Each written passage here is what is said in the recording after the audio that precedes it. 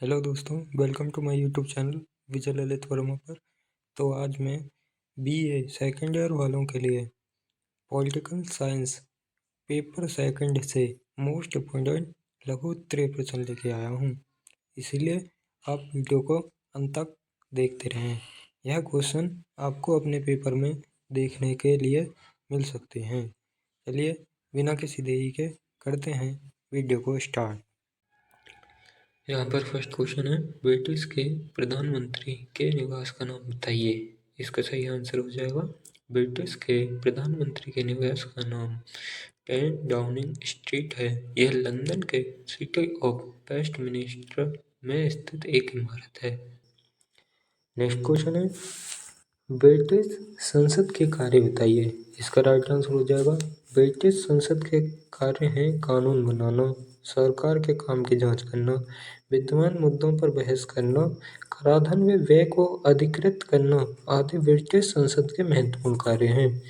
Next question है, British संसद की स्थिति क्या है।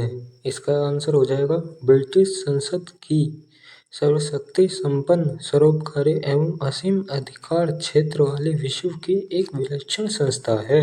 इसका ये आंसर हो जाएगा। नेक्स्ट क्वेश्चन है, ब्रिटिश संसद का कौन सा सदन वर्तमान समय में शक्तिशाली है।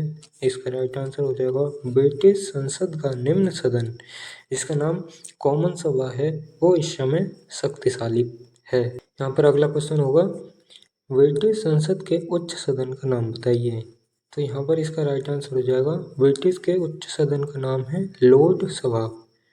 नेक्स्ट क्वेश्चन है, कॉमन सभा का कार्यकाल कितना है। कॉमन सभा का कार्यकाल 5 वर्ष है, परंतु असाधारण परिस्थितियों में सदन की अवधि को बढ़ाया जा सकता है।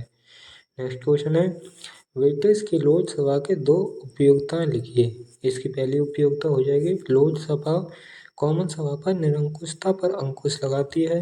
दूसरी विशेषता हो जाएगी, लोकसभा कॉमन सभा का कार्यभार हल्का करती है, साधारण विधेयक इसी में ही प्रस्तुत किए जाते हैं। नेक्स्ट क्वेश्चन है, कॉमन सभा में सीटों को किसके लिए सुरक्षित रखा गया है। इसका राइट आंसर हो जाएगा कॉमन सभा में सीटों को केवल मंत्रियों के लिए ही सुरक्षित रखा गया है।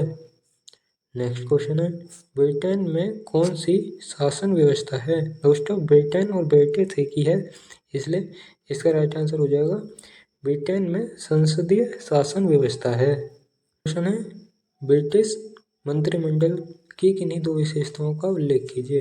इसकी फर्स्ट विशेषता हो जाएगी प्रधानमंत्री का सुयोग्य नेतृत्व तथा दूसरी विशेषता हो जाएगी कॉमन सभा में विश्वास प्राप्त संस्था है यह। यहाँ पर अगला क्वेश्चन है, अमेरिका के राष्ट्रपति का चुनाव कैसे संपन्न होता है।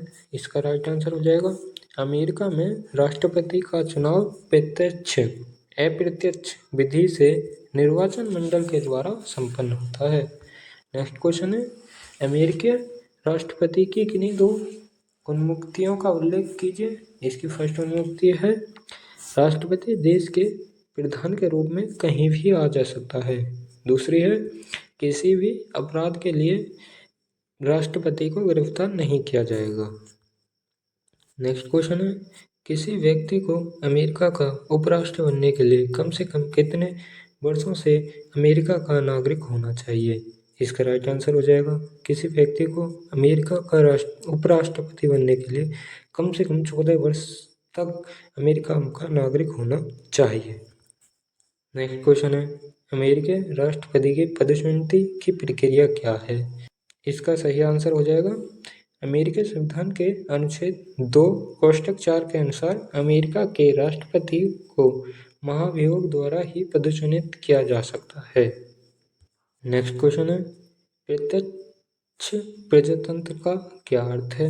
इसका राइट आंसर हो जाएगा प्रत्यक्ष प्रजातंत्र एक ऐसी शासन पद्धति है जिसमें शासन के सभी कार्यों को जनता प्रत्यक्ष से रूप भाग लेती है और राज्य की वास्तविक सत्ता भी जनता के हाथों में निहित होती है। इस प्रकार की शासन पद्धति से जनता शासन संबंधी नीतियों को निर्धारण करती है या स्वयं निर्माण करती है और विधि निर्माण कार्य में प्रत्यक्ष रूप से भाग लेती है। नेक्स्ट क्वेश्चन है, संवैधानिक आरंभिक का अर्थ एवं परिभाषा लिखिए। आंसर हो जाएगा संवैधानिक आरंभ का अर्थ स्विट्जरलैंड में संविधान का संशोधन जनता के द्वारा होता है। इस अवस्था को संवैधानिक आरंभ कहा जाता है। दोस्तों, इसकी परिभाषा है। आरंभक की परिभाषा करते हुए मुनेरो ने कहा है, आरंभक वह व्यवस्था है जिसके द्वारा मतदाताओं की निश्चित संख्या किसी कानून का प्रारूप तैयार करने की मांग करके या तो उसे व्यवस्थापिक स्वीकार करे या उस पर जनता का मत प्राप्त करे। नेक्स्ट क्वेश्चन है, फ्रांस में प्रथम बार गणतंत्र की स्थापना कब हुई थी? इसका सही उत्तर हो जाएगा, फ्रांस में प्रथम बार गणतंत्र की स्थापना 1793 ईस्वी में हुई थी। नेक्स्ट क्वेश्चन है, पंचम गणतंत्र का संविधान कब परिवर्तित हुआ था? इसका राइट आंसर हो जाएगा, पंचम गणतंत्र का संविधान सन 1958 ईस्वी में परिवर्तित हुआ। नेक्स्ट क्वेश्चन है, फ्रांस के संविधान की कोई दो प्रमुख विशेषताओं का उल्लेख कीजिए। फ्रांस के संविधान की विशेषता निम्नलिखित हैं। इसका सही आंसर हो जाएगा, पहली विशेषता है फ्रांस का संविधान लिखित संविधान है। दूसरी विशेषता है फ्रांस के संविधान में शक्तियों का विभाजन किया गया है। अगला क्वेश्चन है, स्विट्जरलैंड में संघीय सभा के द्वारा निर्मित कानून पर किस प्रकार की व्यवस्था है? राइट आंसर हो जाएगा, स्विट्जरलैंड में संघीय सभा के द्वारा निर्मित कुछ विशेष प्रकार के कानूनों पर जनमत संग्रह की व्यवस्था है। अगला क्वेश्चन है, क्या संघीय परिषद को संघीय सभा के निर्णयों अथवा उसके द्वारा पारित विधेयकों पर वीटो करने का अधिकार प्राप्त है? उत्तर हो जाएगा, नहीं, संघीय परिषद को वीटो का अधिकार प्राप्त नहीं है। नेक्स्ट क्वेश्चन है, राज्य परिषद के सदस्य कितने समय के लिए निर्वाचित होते हैं? इसका राइट आंसर हो जाएगा, दोस्तों, राज्य परिषद के सदस्य 4 वर्ष के लिए भी मनोनीत होते हैं और 3 वर्ष के लिए भी और 1 वर्ष के लिए भी निर्वाचित होते हैं। नेक्स्ट क्वेश्चन है, राज्य परिषद के सदस्यों पर किस प्रकार का प्रतिबंध है? इसका सही उत्तर हो जाएगा, राज्य परिषद के सदस्यों पर यह प्रतिबंध है कि वे राष्ट्रीय सभा तथा संघीय परिषद के सदस्य नहीं हो सकते। नेक्स्ट क्वेश्चन है, स्विट्जरलैंड कार्यपालिका को किस नाम से जाना जाता है? इसका राइट आंसर हो जाएगा, स्विट्जरलैंड की कार्यपालिका को संघीय परिषद के नाम से जाना जाता है। अगला क्वेश्चन है, शक्तियों के निहित सिद्धांत की विवेचना कीजिए। इसका सही उत्तर हो जाएगा, अमेरिका में केंद्र सरकार को संविधान में वर्णित शक्तियों के अतिरिक्त कुछ अन्य ऐसी शक्तियां भी प्राप्त हैं जो उन शक्तियों के कार्यान्वित करने के लिए आवश्यक हैं। यही निहित शक्तियों का सिद्धांत है। नेक्स्ट क्वेश्चन है, अमेरिका के सर्वोच्च न्यायालय का क्षेत्राधिकार कितने प्रकार का है? इसका राइट आंसर हो जाएगा, अमेरिका के सर्वोच्च न्यायालय का क्षेत्राधिकार प्रारंभिक तथा अपीलीय दोनों प्रकार का है। नेक्स्ट क्वेश्चन है, अमेरिका के सर्वोच्च न्यायालय के निर्णय किस प्रकार के होते हैं?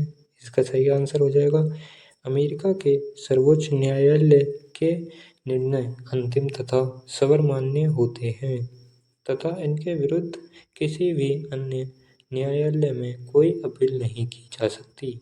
इसका ये सही आंसर हो जाएगा।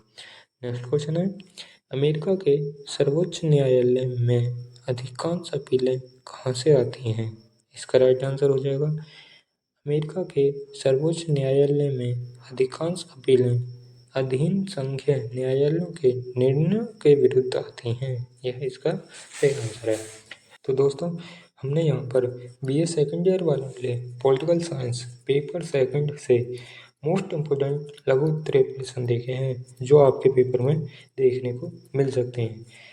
अगर वीडियो आपको अच्छी लगी हो तो वीडियो को एक लाइक कर दें और यदि आप चैनल पर नए हैं तो चैनल को सब्सक्राइब कर बेल आइकन ऑन कर दें ताकि आपको हमारी हर एक न्यू वीडियो नोटिफिकेशन समय से मिलती रहे। चलिए, इस वीडियो में इतना ही, मिलते हैं अगले और एक किसी नई वीडियो में। तब तक के लिए जय हिंद।